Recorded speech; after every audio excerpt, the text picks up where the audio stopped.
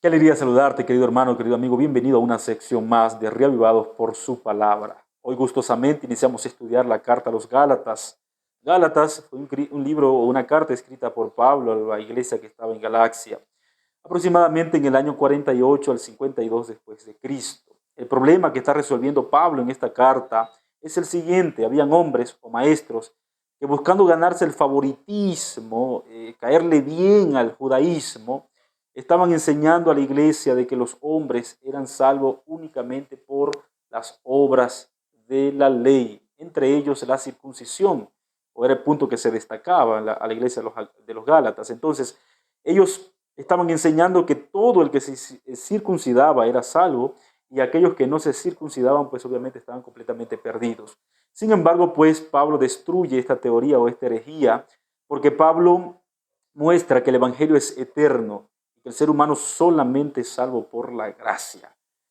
En el capítulo 1, específicamente en el versículo 6, Pablo escribe lo siguiente: estoy maravillado de que tan pronto os hayáis alejado de que os llamó por la gracia de Cristo para seguir un evangelio diferente.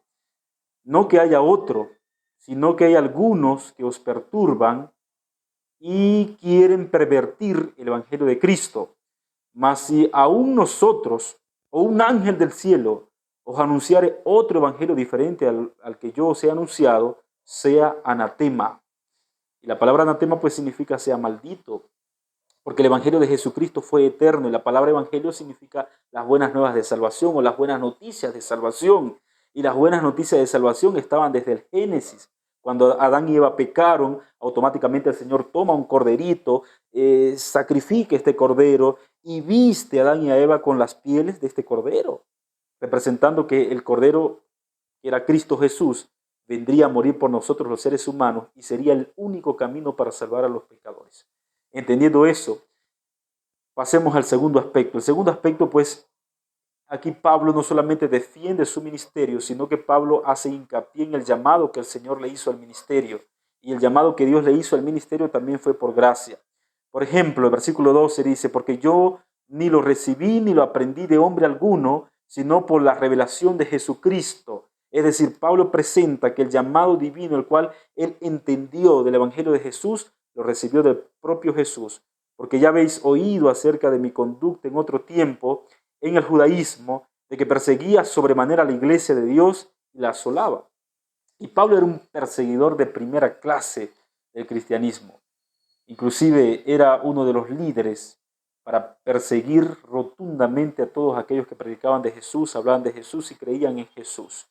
Y Pablo presenta pues que el mismo Señor Jesús lo llamó, lo rescató, lo salvó, lo redimió y lo apartó y lo separó para el ministerio de Cristo Jesús.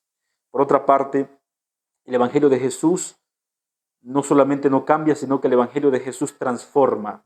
Entonces, lo segundo que podemos entender es que Jesucristo es un Jesucristo transformador. Cuando el Evangelio aparece para nuestras vidas, no solamente aparece para hacer una linda teoría en nosotros, aparece para transformarnos, para cambiarnos. No hay situación, no hay pecado confesado que no pueda ser perdonado, y no hay carácter, no hay temperamento, no hay ser humano que colocándose en las manos maravillosas de Cristo Jesús no pueda ser transformado. Eso tiene que quedar muy claro en nuestras mentes. Finalmente, el Evangelio no solamente es eterno, el Evangelio es transformador. Me gustaría compartir contigo el versículo 22, 23 y 24. Dice la palabra del Señor: y no era conocido de vista de las iglesias de Judea que eran en Cristo. Solamente oía decir: aquel que en otro tiempo nos perseguía, ahora predica la fe que en otro tiempo asolaba. Y el versículo 24 concluye diciendo: y glorificaban a Dios por mí.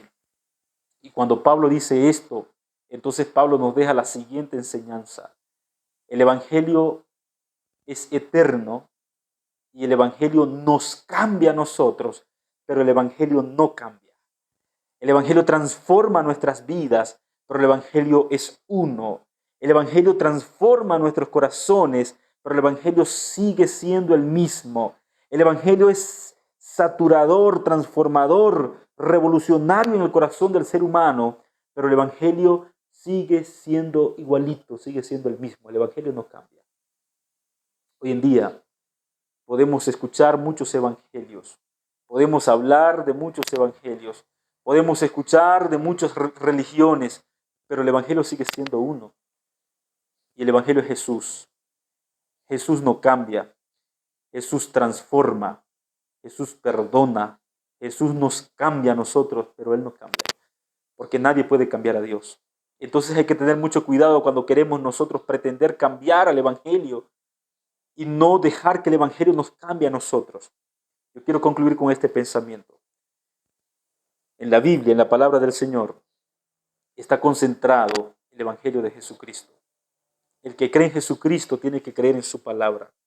Pero cuando creemos en la palabra de Cristo, no podemos pretender nosotros cambiar la palabra de Cristo o adaptar la palabra de Cristo a nuestros caprichos y a nuestras costumbres o a nuestra cultura.